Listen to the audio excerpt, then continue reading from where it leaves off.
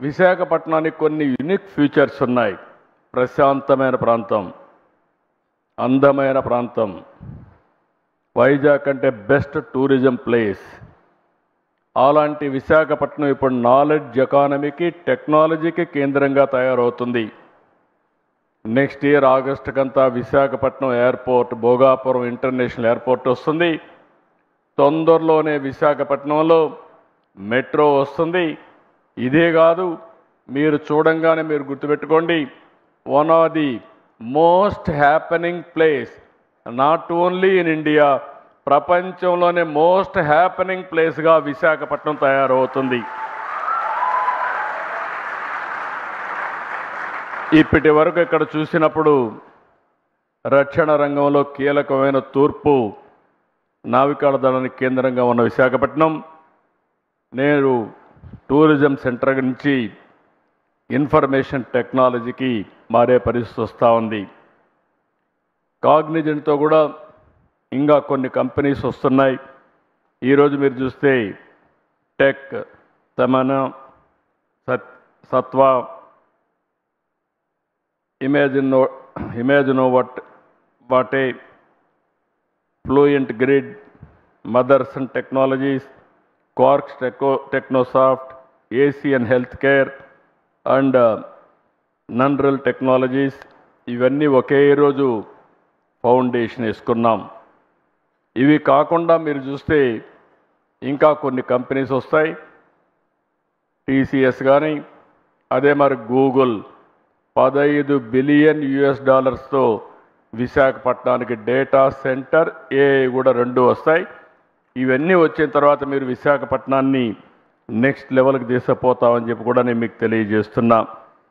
ఇప్పటికే 150 tech companies ఉన్నాయి, చిన్నవి పెద్దవి అన్నీ ఉన్నాయి.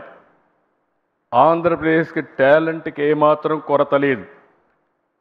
ఈరోజు ఇక్కడ ఆంధ్రప్రదేశ్లో తయారైన వాళ్ళు బెంగళూరు, చెన్నై, హైదరాబాద్, ఇతర సిటీలు, తర్వాత ఇక్కడే కాకుండా ప్రపంచం మొత్తం ఏ దేశానికి పోయినా ఫాస్టెస్ట్ లొకాలిటీకి పోతే, చాలా రిచెస్ట్ లొకాలిటీకి పోయి గట్టిగా తెలుగులో మాట్లాడితే అక్కడ అటెండ్ అయ్యే పరిస్థితికి వస్తున్నారు. That is the strength of Telugu community globally.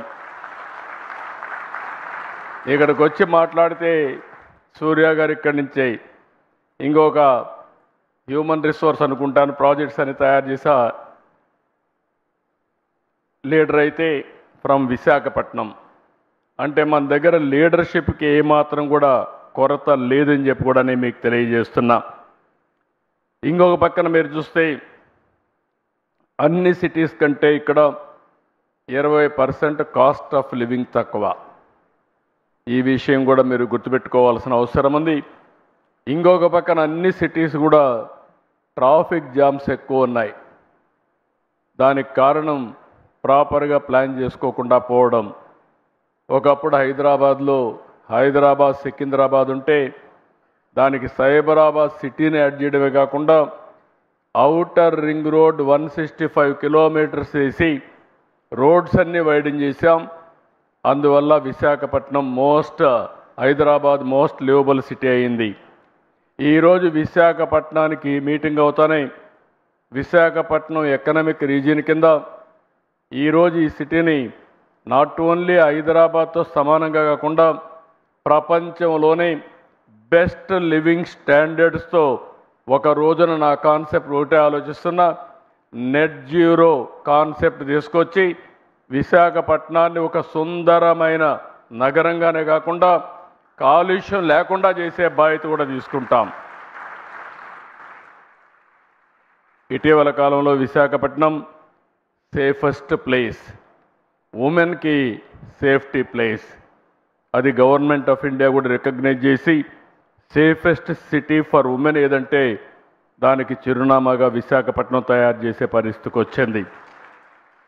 ఈరోజు నీతి ఆయోగ్ దేశంలో 4-5 సిటీలు తీసుకుని ఓవరాల్ డెవలప్మెంట్ చేసే ప్రాజెక్టులో విశాఖపట్నం కూడా ఒకటి ఉంది. దీన్ని ఇప్పుడు ముంబై కానీ విశాఖపట్నం కానీ ఇవన్నీ పెట్టుకొని డెవలప్ చేస్తున్నారు. 2032కే ఈ ప్రాంతంలో దగ్గర దగ్గర 125 నుంచి 135 బిలియన్ US డాలర్స్ ఆదాయాన్ని వచ్చేట్టుగా ఎకనామిక్ రీజియన్ని అభివృద్ధి చేస్తామని చెప్పి కూడా నేను మీకు తెలియజేస్తున్నా.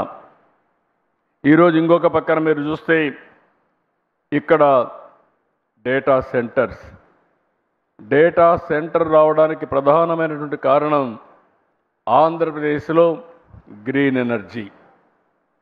ఈరోజు రవి గారికి కూడా చెప్తున్నా, మీకు లోకేష్ గారు ఒక మాట అన్నారు, మినిస్టర్ గారు. ఆ రోజు ఆయన వచ్చి 99 పైసలకే ల్యాండ్ ఇస్తే ఎకరా గేమ్ చేంజర్ అవుతుందన్నాడు. నేను అన్నాను వీలవుతుందా అన్నాను.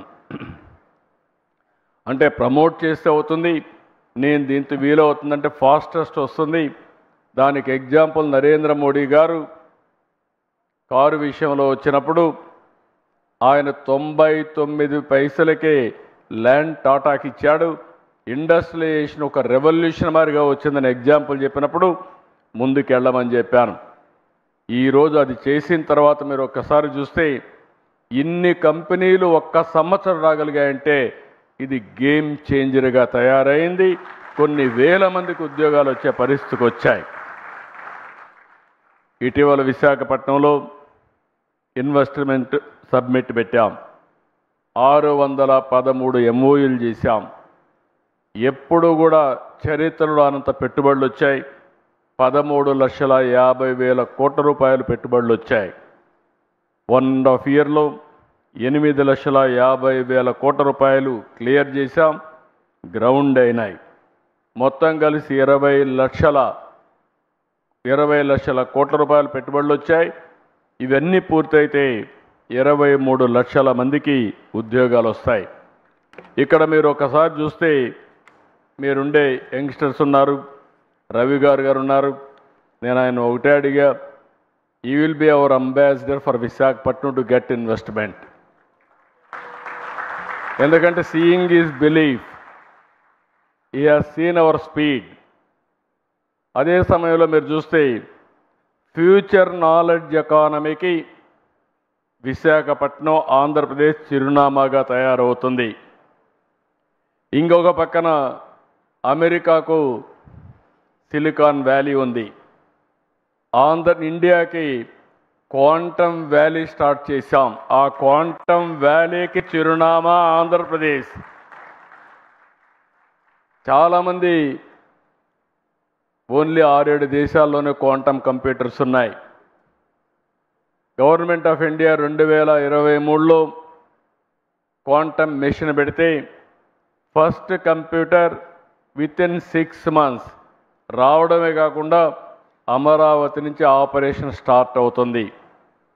కాబట్టి అమెరికాలో ఇంకొక విషయం కూడా మీరు చూస్తే, ఒకప్పుడు ఇండియా నుంచి అమెరికాకి వెళ్ళి సిలికాన్ వ్యాలీకి వెళ్ళి అప్పట్లో పబ్లిక్ ఇష్యూ పోవాలంటేనే గ్లోబలీ అక్కడికి పోయి చేసేవాళ్ళు, ఎందుకంటే అలాంటి best environment. Now Cognizant wanted to come to India for public issue కోసం, ఇక్కడికి వచ్చే పరిస్థితి కోసం కంపెనీనే ఇక్కడికి ట్రాన్స్ఫర్ చేసే పరిస్థితికి వస్తున్నారు. ఇంతవరకు మనం ఊహించలేదు. అలాంటివి ఇప్పుడు ప్రపంచం మొత్తం కంపెనీలు వచ్చి ఇండియాలో లాంచ్ చేసే పరిస్థితికి వస్తారు. దానికి కావాల్సిన రూల్స్ కూడా రాసుకునే పరిస్థితి వస్తుంది.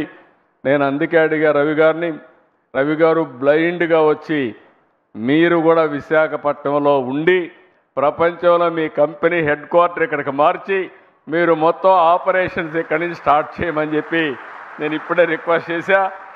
It is possible. ఇప్పుడు నేను చెప్పకపోయినా ఆయన ఇప్పుడు డెసిషన్ తీసుకోలేడు. వన్ డే ఇక్కడికి వస్తూ పోతూ ఉంటే ఆయనే వచ్చి ఇక్కడ సెటిల్ అయ్యే పరిస్థితి వస్తుంది. దానికి అనుమానం లేదని చెప్పి కూడా నేను మీకు తెలియజేస్తున్నా.